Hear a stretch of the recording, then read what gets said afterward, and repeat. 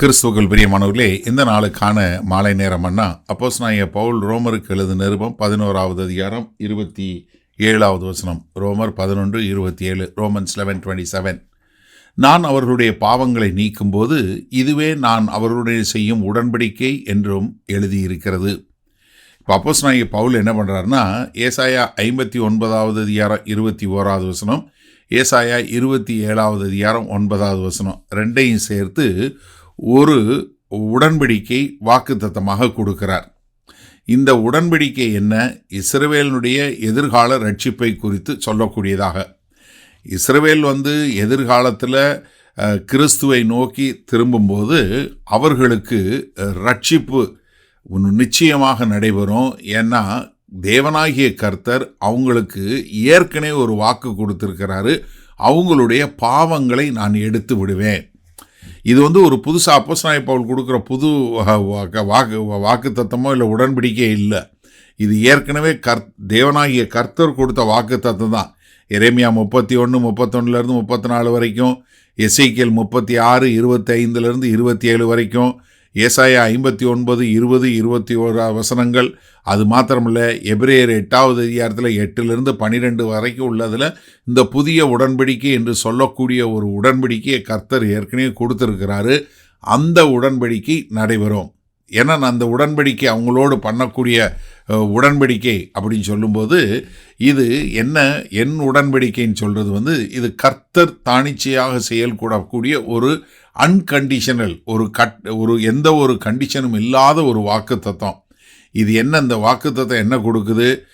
பாவ மன்னிப்பு, பரிசுத்தப்படுத்துதல், அவங்கள எடுத்து கட்டுதல், பரிசுத்த ஆவியானவர் கொடுக்கப்படுகிறது, ஒரு புதிய இருதயம் கொடுக்கப்படுகிறது, ஒரு புதிய உறவு கொடுக்கப்படுகிறது. இது என்னன்னா, இதில் இஸ்ரவேல் செய்ய வேண்டிய காரியம் எதுவுமே இல்லை. இது முழுக்க முழுக்க கர்த்தர் செய்ய வேண்டிய ஒரு காரியம் என்று சொல்லக்கூடியதா. என்ன? இதுவே நான் அவருடைய செய்யும் உடன்படிக்கை. என்ன? அவர்களுடைய பாவங்களை நீக்கும்போது, நான் அந்த பாவங்களை எடுக்கும்போது. ஏன்னா எதிர்காலத்தில் இஸ்ரவேலுடைய ரட்சிப்பு என்பது ஆவிக்குரிய முறை உள்ளது, மாம்ச பிரகாரமானது மாத்திரம் இல்லை. அதே சமயத்தில் அவங்களுக்கு என்ன? ஒரு பாவம் மன்னிப்போம், கர்த்தராகிய இயேசு கிறிஸ்து செய்து முடித்த அந்த காரியத்திலிருந்து அவர்களுக்கு மன்னிப்போம். ஏன்னா புறஜாதியாராகிய நமக்கும் இதே நம்ம பார்க்குறோம். நமக்கு கல்வாரி சிலுவையில் தேவனுடைய கிருபையில் அவருடைய விசுவாசத்தை கொண்டு பரிசுத்த ஆவியானவர் மூலமாக தான் நம்ம எல்லாரும் ரட்சிக்கப்பட்டோம். அதே ரட்சிப்பு அவர்களுக்கும் உண்டாகக்கூடிய ஒரு காரியம். ஏன்னா இஸ்ரவேலுக்கு இந்த அவங்கள பரிசுத்தப்படுத்துகிற காரியத்தை யார் செய்வா? தேவன் செய்வார். மனிதர்களால் செய்யக்கூடிய ஒரு காரியம் இல்லை. ஏன்னா சகரியா 13:1 சொல்லும்போது என்ன? அவங்களுக்கு ஒரு ஊற்று அந்த ஊற்று என்ன பண்ணும்? பாவம், அசுத்தம் எல்லாவற்றையும் கழுவக்கூடிய தாவீதின் ஊற்று என்று சொல்லக்கூடிய அந்த ஊற்று அங்கே வரக்கூடியதாக இருக்கும் அப்படின்னு சொல்கிறத நம்ம பார்க்குறோம். சரி, இந்த நாளில் இந்த வசனத்தை நம்ம எப்படி எடுத்துக்கொள்வது? அப்போ இஸ்ரவேலுடைய எதிர்காலம் எதில் இருக்குது? புதிய உடன்படிக்கையில் இருக்குது. அது என்ன செய்வார்? தேவனாகிய கர்த்தரே இஸ்ரவேலுடைய பாவத்தை எல்லாம் போக்க பண்ணுவார். ஏன்னா 26வது வசனத்தில் சொன்னது போல தேவன் என்ன பண்ணுவார்? ரட்சிக்கிறவர் சியோனிலிருந்து வருவார். அப்போ நம்ம என்ன புரிஞ்சுக்கொள்ளணும்னா, கர்த்தருடைய உடன்படிக்கைக்கு அவர் உண்மையுள்ளவராய் இருக்கிறார். அதனால அவர் அவங்களுக்கு சொன்ன வாக்கு தத்தத்தை நிச்சயமாக நிறைவேற்றுவார். அப்போ கர்த்தருடைய இரக்கம் என்ன பண்ணும்? அவங்களுடைய பாவங்களை போக்கும். இந்த தேவன் என்ன பண்ணுவார்? அவங்க இஸ்ரவேலுடைய பாவங்களை எல்லாம் கழுவி, எப்படி நம்ம புறஜாதி மக்களாகிய நம்முடைய பாவங்களை கழுவி நம்மை சுத்திகரித்து நமக்கு பரிசுத்த ஆவியை கொடுத்து அப்பா பிதாவே என்று அழைக்கக்கூடிய ஒரு புத்திர சுவிகாரத்தின் ஆவியை கொடுத்தார் இல்லையா? அதே காரியத்தை இஸ்ரவேல் தேச மக்களுக்கு செய்வார்.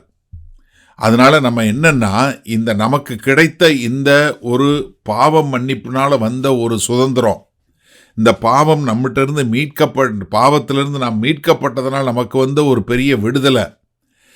இது என்ன ஆகும்? இந்த புதிய உடன்படிக்கை இஸ்ரவேல் தேச மக்களுக்கும் வரக்கூடியதாக இருக்கும். இன்றைக்கு இந்த தேவனுடைய பாவ மன்னிப்பையும் தேவனுடைய பரிசுத்தமாகுதலையும் நம்ம முழுமையாக அனுபவித்து கொண்டிருக்கிறோம். ஆனால் இஸ்ரவேல் தேச மக்களுக்கு அது இல்லை.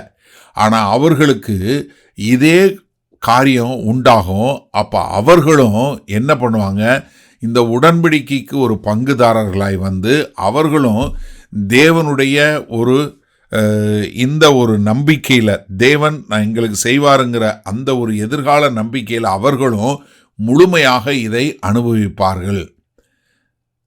வல்லபிதாவே, இந்த அருமையான நல்ல நாளுக்காய் நன்றி. ஆமாண்டவரே, உம்முடைய உண்மை தன்மை நாங்கள் எப்படி பாராட்டுவது ஆண்டவரே.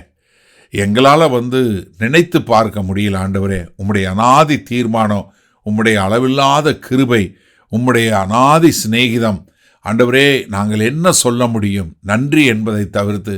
இதோ இஸ்ரவேல் தேச மக்கள் மனம் திரும்பி வரும்போது ஆண்டவரே, நீங்கள் அவருடைய பாவங்களை நீக்கி அவர்களோடு செய்யக்கூடிய உடன்படிக்கை எவ்வளவு அற்புதமாய் இருக்கும் என்று எண்ணி பார்க்கும்போது நாங்கள் மிகுந்த சந்தோஷம் அடைகிறோம் ஆண்டவரே. அதற்கு பாக்கியமுள்ளவர்களாய் வாழ எங்களை ஒப்புக் கொடுக்கிறோம். மீட்பரும் இரட்சகருமாகிய இயேசு கிறிஸ்துவின் மூலம் பிதாவே, ஆமேன். கர்த்தர் உங்களை ஆசீர்வதிப்பாராக. நாம் நாளை காலை தினசரி தியானத்தில் சந்திப்போம். Good night.